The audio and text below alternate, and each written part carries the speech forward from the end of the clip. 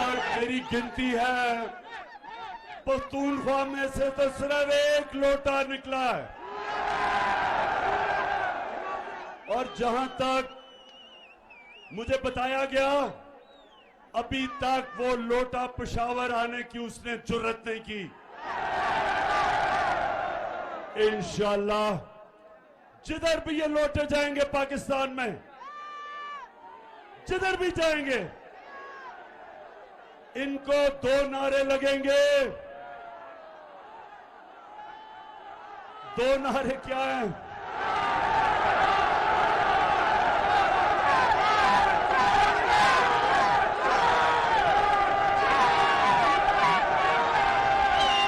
एक लोगों को नारा लगेगा ज़मीर फरोश चोर, और दूसरा नारा लगेगा गद्दार। जिधर भी ये जाएंगे, इनको पता नहीं कि ये 2022 का पाकिस्तान, इसमें हमारे नौजवानों में शऊर है, कौम बेदार है। बड़े तो छोड़ो, स्कूल के बच्चों को भी पता है कि लोटा क्या होता है। इन्होंने एक अमरीकी साजिश का हिस्सा बनके, अमरीकी साजिश का हिस्सा बनके एक 22 करोड़ पाकिस्तानियों की मुंतखब हुकूमत को साजिश के तहत हटाया। और इनके साथ शामिल थे यहां के मीर जाफर और मीर सादिक। नौजवानों, ये कौन थे मीर जाफर और मीर सादिक? जिनको नहीं पता, मैं फिर से बता दूं, मीर जाफर जो मुसलमानों का, मुगलों का गवर्नर सिराजुद्दौला था, उसका सिपहसालार था, कमांडर इन चीफ था। उसने अंग्रेजों के साथ मिलके गद्दारी की सिराजुद्दौला से, मुसलमानों से। अंग्रेज जीते, अंग्रेजों ने बंगाल, जो मुगलों का सबसे अमीर सूबा था, सबसे ज्यादा पैसा बंगाल से आता था, वो सूबे को मीर जाफर की वजह से अंग्रेजों के गुलामी में गया। और उसी जो सबसे अमीर सूबा था, वहां कहत पड़े, अंग्रेजों ने इतना लूटा कि लाखों लोग भूख से मर गए वहां। और जब अंग्रेज गया 200 साल बाद, तो वो बंगाल हिंदुस्तान का सबसे गरीब सूबा बन गया। और मीर सादिक वो था जिसने टीपू सुल्तान से आखिर में जाके अंग्रेजों के साथ मिलके गद्दारी की और टीपू सुल्तान की शहादत हुई। और मैसूर, जो टीपू सुल्तान की सल्तनत थी, अंग्रेजों की गुलामी में चली गई। ये गद्दारों ने आज ये किया पाकिस्तान से कि एक पाकिस्तान का प्राइम मिनिस्टर जो किसी से बुरे ताल्लुकात नहीं चाहता, जो किसी के मुल्क के खिलाफ नहीं है, सबसे दोस्ती चाहता है, लेकिन जो चाहता था कि हमारी फॉरेन पॉलिसी हमारे लोगों के मफादात की तहफ़्फ़ुज़ करे, हिफाजत करे, हम अपने लोगों को किसी मुल्क के लिए कुर्बान ना करें। जिस तरह अंग्रेजों, अमेरिकनों के साथ मिलके हमने जो उनकी जंग लड़ी, 80,000 पाकिस्तानियों की कुर्बानी दी गई, हमारा कबायली इलाका उजड़ गया, $100 अरब से ज्यादा हमारे मुल्क को नुकसान हुआ। मैं कभी इस तरह की फॉरेन पॉलिसी मानने के लिए नहीं तैयार था। मैं कभी अमेरिकनों को पाकिस्तान में बेसिस देने के लिए तैयार नहीं था। मैं कभी अमेरिका की जंग में शामिल होने के लिए तैयार नहीं था।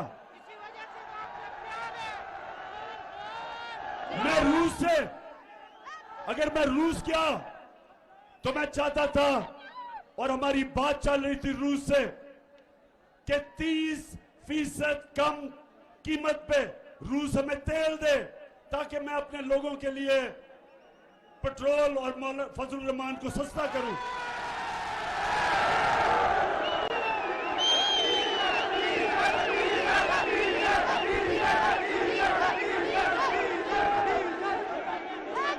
और उसके अलावा 20 लाख टन गंदम जो हमने खरीदनी है रूस से, हमें 30% कम कीमत पे मिल रही थी। तो मेरा मकसद तो मेरी कौम है। मैं क्यों अपनी कौम के मुफादात को अमेरिका के लिए कुर्बान करूं? तो एबटाबाद के लोगों, मेरे पाकिस्तानियों, उनको इस तरह का अमेरिकनों को प्राइम मिनिस्टर नहीं चाहिए था। वो चाहते थे कि मुशर्रफ की तरह सरबराह हो, एक ही टेलीफोन की धमकी में चारों निशाने चित और उनकी जंग में शामिल कर दिया। वो चाहते थे कि चेरी ब्लॉसम जूते पॉलिश करने वाला जो कहे, उसने क्या कहा कि बेगर्स आर नॉट चूजर्स। मतलब ये कि जो हम तो बेकारी हैं, इसलिए हमें अमेरिका की गुलामी करनी पड़ेगी। शहबाज शरीफ, तुम बेकारी हो, तुम गुलाम हो, तुम बुज़दिल हो, तुम डाकू हो। तुम्हारी चोरी का पैसा बाहर पड़ा हुआ है, और अपने पैसे को, अपने चोरी के पैसे की और अपने भाई के और अपने खानदान के चोरी के पैसे को बचाने के लिए आपने, अगर आप समझते हैं कि हम आपके खातिर अमेरिका की गुलामी करेंगे, किसी गलतफहमी में ना रहो। ये कौम नौजवानों याद कराओ, ये कौम जब बनने लगी थी, तहरीक पाकिस्तान था, तो वो कौन सा नारा था कि पाकिस्तान का मतलब क्या? ये उस नारे पे बनी है cherry blossom boot polish Shehbaz Sharif. ये अल्लाह के सामने दावा कर बैठी है। जब वो कलमा पढ़ती है एक मुसलमान कौम, तो वो अल्लाह के सामने गवाही देती है कि अल्लाह, तेरे सामने हम किसी के सामने नहीं झुकेंगे, क्योंकि वो शिर्क है, वो गुनाह है। हम अपने अल्लाह, हम सिर्फ अल्लाह की इबादत करते हैं और उससे मदद मांगते हैं। हम ना किसी सुपर पावर को मानते हैं। हमारा जो लीडर दुनिया की तारीख का सबसे अजीम लीडर ना आया है, उससे पहले ना आ सकता है, हमारे नबी सल्लल्लाहु अलैहि वसल्लम। हम तो उनकी उम्मत हैं, हम तो उनकी उम्मत हैं। और उन्होंने ये कहा था कि इस्लाम मुसलमानों को गैरत देता है, ला इलाहा इल्लल्लाह इंसान को गैरत देता है। हम किसी के जूते पॉलिश करने वाले नहीं हैं। और इंशाअल्लाह इस्लामाबाद में 20 के बाद जब मैं कॉल दूंगा, तो सारी कौम इस्लामाबाद पहुंच के एक पैगाम देगी, एक ही पैगाम देगी, एक ही पैगाम देगी कि इंपोर्टेड हुकूमत नामंजूर।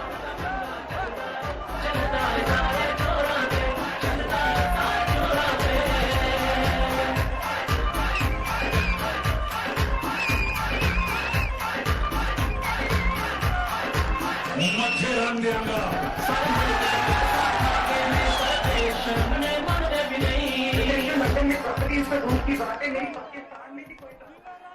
हाँ, कहती मोहतरमा फरमाती है कि लंदन तो छोड़ो, पाकिस्तान में भी कोई प्रॉपर्टी नहीं है। मैंने वैसे जो शरीफ खानदान ने झूठ बोले हैं, मैंने कभी किसी को ऐसे झूठ बोलते नहीं देखा।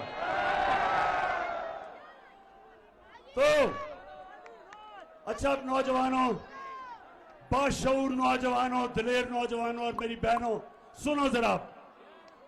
मैं आज अपने मीडिया से एक सवाल पूछता हूं। ये जब से इंपोर्टेड हुकूमत आई है, सारी चीजों की कीमतें ऊपर चली गई हैं। तो मैं अपने मीडिया से पूछता हूं कि कितनी दफा आप माइक लेके दुकानों में और बाजारों में जाके पूछा कि महंगाई है या नहीं है। हमारी बारी तो 4 रुपए टमाटर पड़ते था तो सारे बाजारों में फिरने शुरू हो जाते थे कि जी कितना नया पाकिस्तान। तो मैं चाहता हूं कि हमारा मीडिया हमारे से जो कर गया, और ठीक है मीडिया को करना चाहिए, मीडिया का काम है तनकीद करना, लेकिन ये जो अब इंपोर्टेड हुकूमत आई है, अब तो मुझे माइक नहीं नजर आ रहा कहीं जाते हुए। अब तो मीडिया के मेरे बड़े बड़े जबरदस्त मीडिया के हमारे लोग हैं, तो मैं जरा आज आपसे दरख्वास्त करता हूं कि खुदा के वास्ते जरा माइक लेके दुकानों में तो जाएं, बाजारों में जाएं, नौजवानों के पास जाएं। घी की कीमत पूछ लें कि घी कितना है, पूछे तो सही कीमतें किधर गई हैं, बिजली कितनी है, और अभी डीजल और पेट्रोल कितना है, पूछे तो सही लोगों से।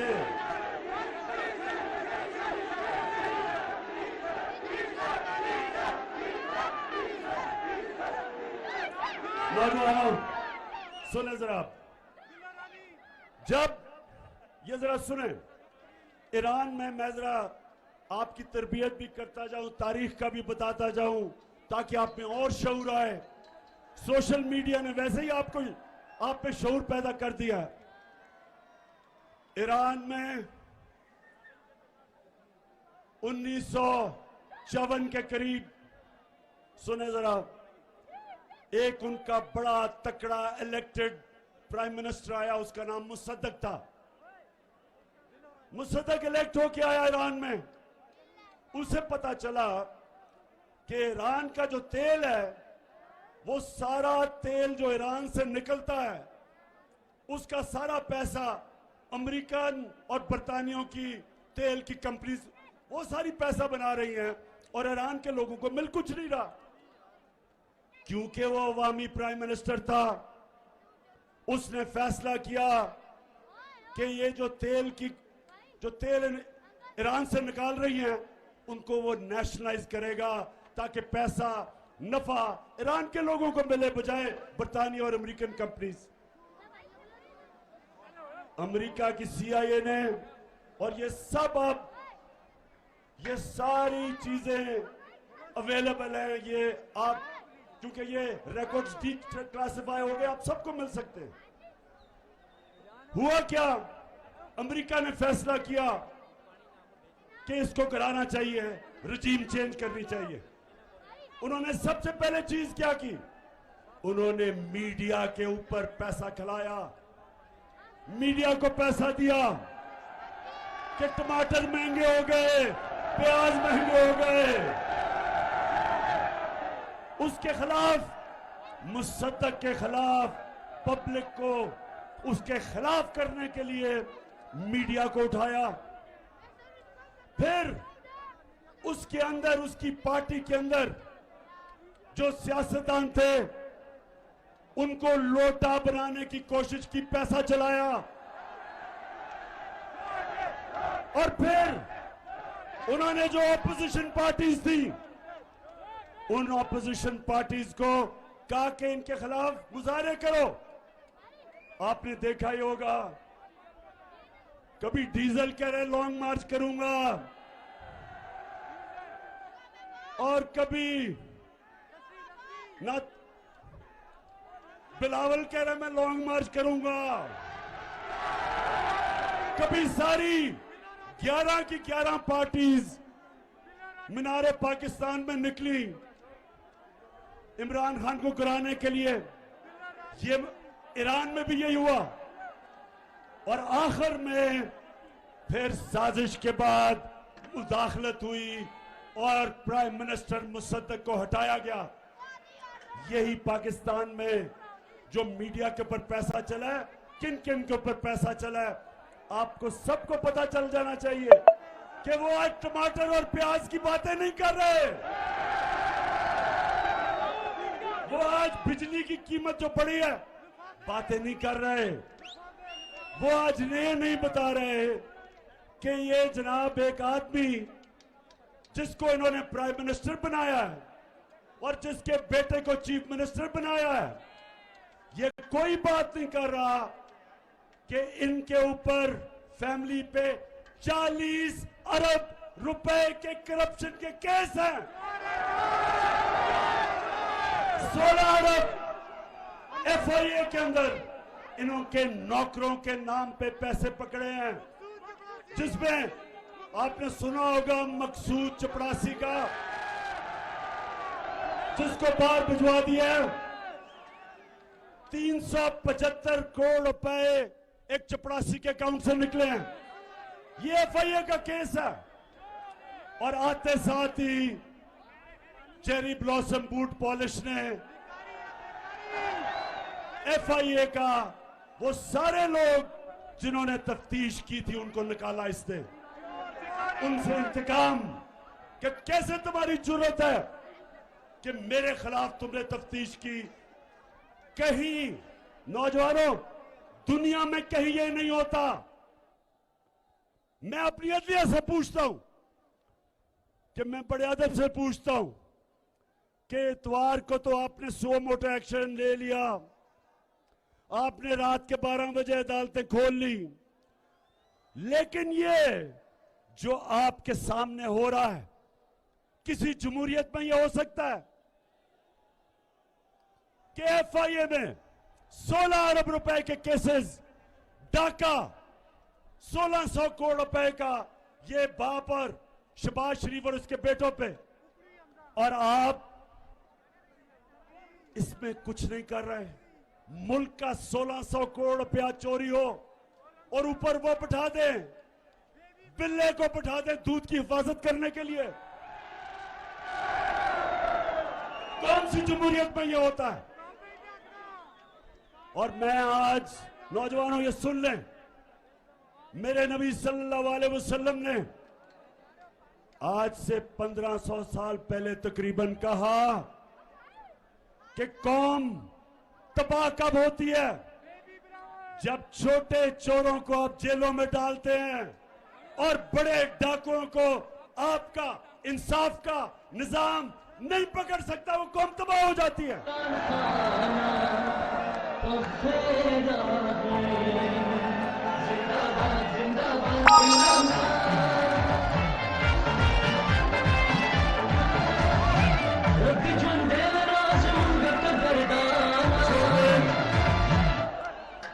अब देखें, अब जरा नौजवानों जरा सुने, हमारे नबी सल्लल्लाहु अलैहि वसल्लम जिन्होंने मदीना की रियासत बना के एक ऐसी मिसाली रियासत बनाई कि कई सौ सदियों तक, कई सौ साल तक मुसलमान दुनिया की इमामत की उन्होंने, तो उन्होंने जब ये कहा कि छोटे चोरों को जब जेल में डालते हो और बड़े डाकुओं को आपका निजाम नहीं पकड़ सकता, कौम तबाह हो जाती है। छोटे चोर साइकिल चोरी करेगा, भैंस चोरी करेगा, मोटरसाइकिल चोरी करेगा, हाँ मुल्क में तो मुश्किल पड़ेगी, लेकिन कौम नहीं तबाह होगी। कौम तब तबाह होगी जब अरबों रुपया मुल्क से चोरी करके, और जब आप अरबों रुपया चोरी करते हैं आप बिस्तर के नीचे नहीं रख सकते, आप बैंक में नहीं डाल सकते, आपको मुल्क से बाहर भेजना पड़ता है। और जब अब मुल्क से पैसा बाहर भेजते हैं, डॉलर लेते हैं, जब डॉलर खरीद के मुल्क से पैसा बाहर भेजते हैं, डॉलर की कमी होती है। जब डॉलर कम होता है तो रुपया गिर जाता है, डॉलर ऊपर चला जाता है, रुपया नीचे। जब रुपया गिरता है, और जैसे ये आए हैं रुपया गिरना शुरू हो गया। जब रुपया गिरता है नौजवानों, तो महंगाई होती है, सब चीज महंगी हो जाती है, गुर्बत होती है, मुल्क तबाही की तरफ चला जाता है। आज एक एक दुनिया में मुल्क जो गरीब है, उन सारे मुल्कों पे एक चीज है, उनके पैसे वाले लोग पैसा चोरी करके मुल्क से बाहर लेके जाते हैं और उनका इंसाफ का निजाम उनको नहीं पकड़ सकता।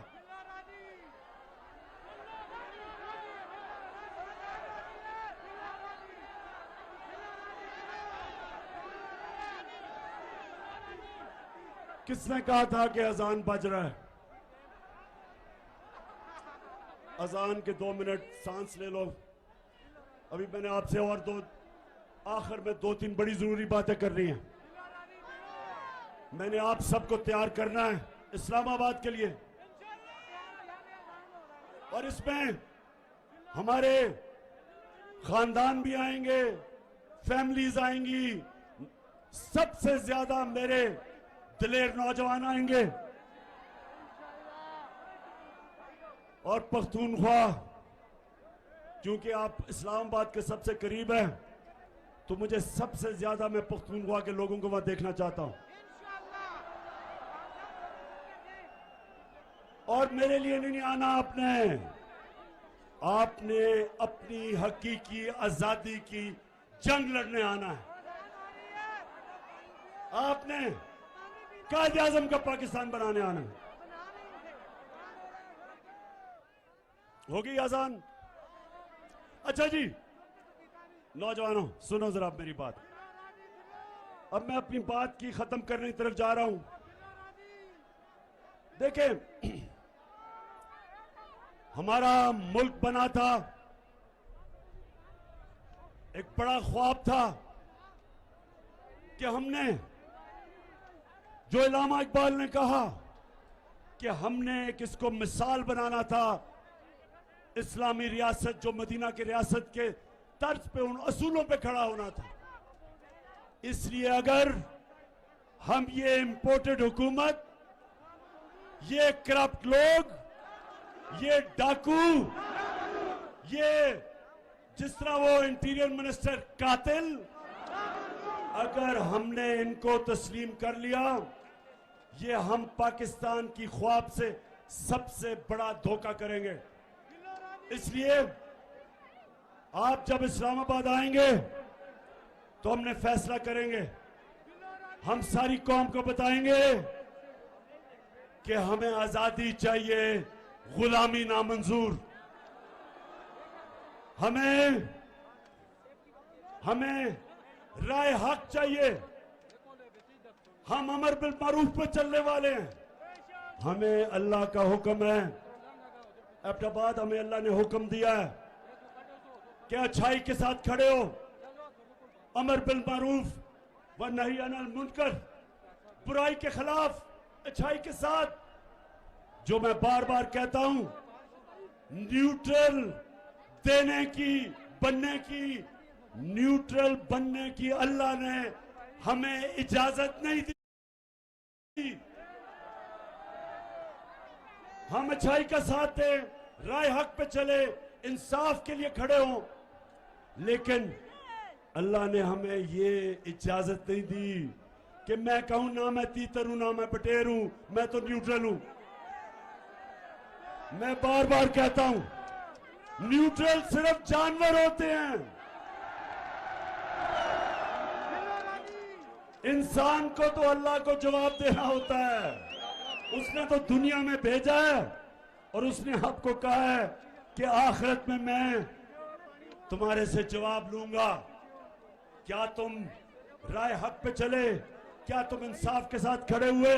क्या तुमने जुल्म का मुकाबला किया? क्या तुमने नाइंसाफी के खिलाफ जिहाद की? क्या तुमने अपनी आजादी के लिए, क्योंकि अल्लाह ने तो आपको ला इलाहा इल्लल्लाह के बाद आजाद कर दिया, क्या आपने एक इंपोर्टेड हुकूमत के खिलाफ जदोजहद की? पूछेगा अल्लाह आपसे। आप ये नहीं कह सकेंगे नहीं जी मैं तो न्यूट्रल हूं। आपको उसने ये इजाजत नहीं दी। जानवरों को आप देखते हैं प्रोग्राम्स में, बड़ा शेर आके किसी हिरन या किसी जानवर को पकड़ लेता है, कोई उसको बचाने नहीं आता क्योंकि वो न्यूट्रल है सारे। इंसान को उसने इजाजत नहीं दी। इंसान को उसने कहा है आप जालिम के खिलाफ खड़े हो, मजलूम के साथ खड़े हो, आप सच के साथ खड़े हो, झूठ के खिलाफ खड़े हो, आप अच्छाई के साथ खड़े हो और बुराई के खिलाफ जिहाद करें। आप कभी भी जब आप तस्लीम करेंगे कि 60% कैबिनेट जमानत पे है, प्राइम मिनिस्टर जमानत पे है, चीफ मिनिस्टर पंजाब जमानत पे है, बाप बेटे के अलावा नून लीग को कोई मिलता नहीं है, उधर आसिफ जरदारी जमानत में है, उसकी राना सनाउल्लाह जमानत पे है। तो ये जब जिस मुल्क के ऊपर चोर डाकू कातिल ऊपर बैठ जाए, नौजवानों उस मुल्क का कोई मुस्तकबिल नहीं है और हम सब पे फर्ज हो जाता है कि हम इस जुल्म और नाइंसाफी के खिलाफ खड़े हो। तो मेरी सारी आपको आज पैगाम एक ही है, तैयारी करें। 20 तारीख के बाद जब भी मैं आपको कॉल दूं, हाथ खड़ा करके बताएं कि आप तैयार होंगे उसके लिए। जो वहां नहीं पहुंच सकते वो अहमदाबाद में निकलें, लेकिन निकलें सब। आप सब निकल के बताएं, अमेरिका को भी पैगाम जाए कि ये गुलाम कौम नहीं, ये आजाद कौम है और हम चेरी ब्लॉसम को बिल्कुल तस्लीम नहीं करेंगे। और ये जो इसने आके कहा कि मैं अपने कपड़े भी उतार दूंगा आटा सस्ता करने के लिए, खुदा के वास्ते शहबाज शरीफ ये ड्रामे खत्म करो। तुम्हें लोग पहचान गए हैं, वो ऊंची बड़ी बड़ी हैट पहन के कभी किधर फड़ रहा है, वो ड्रामे कर रहा है कि मैं अपनी कपड़े उतार दूंगा। शहबाज शरीफ खुदा के वास्ते कपड़े ना उतारना, हम खौफ से मर जाएंगे। सिर्फ एक काम कर दो, वो जो तुमने और तुम्हारे भाई ने और तुम्हारे दामाद ने और तुम्हारे बेटों ने और नवाज शरीफ के बेटों ने और इसहाक डार और उसके बेटों ने जो तुमने पैसा चोरी करके बाहर लेके गए हो, बस वो आधा ही पैसा ले आओ, हम गंदम की कीमत खुद ही नीचे कर देंगे। ड्रामों का टाइम चला गया शहबाज। ये सोशल मीडिया का जमाना है, हर रोज या तुम्हारा झूठ पकड़ा जाता है या वो मरियम का झूठ पकड़ा जाता है। जलसा किया अभी पिछले दिनों में किधर पिंडी गेप में 4 बजे जलसा था, कोई लोग ही ना निकले। फिर बड़ी दूर दूर से लोगों को लाके अंधेरे में जलसा करके और झूठ का पुलंदा कि मेरी पाकिस्तान तो इंग्लैंड तो छोड़ो, पाकिस्तान में भी कोई प्रॉपर्टी नहीं है। अच्छा, अब आखिर में अहमदाबाद बाप का मैं शुक्रिया अदा करना चाहता हूं, जिस तरह आपने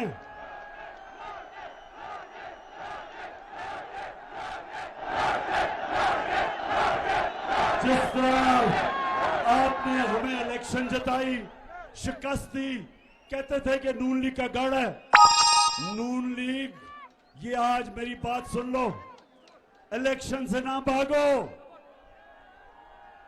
जब भी इलेक्शन होगा तुम समझते हो कि तुम अब सेंट्रल पंजाब में रह गए हो, तुम्हें सेंट्रल पंजाब में भी अब छुपने की जगह नहीं मिलेगी,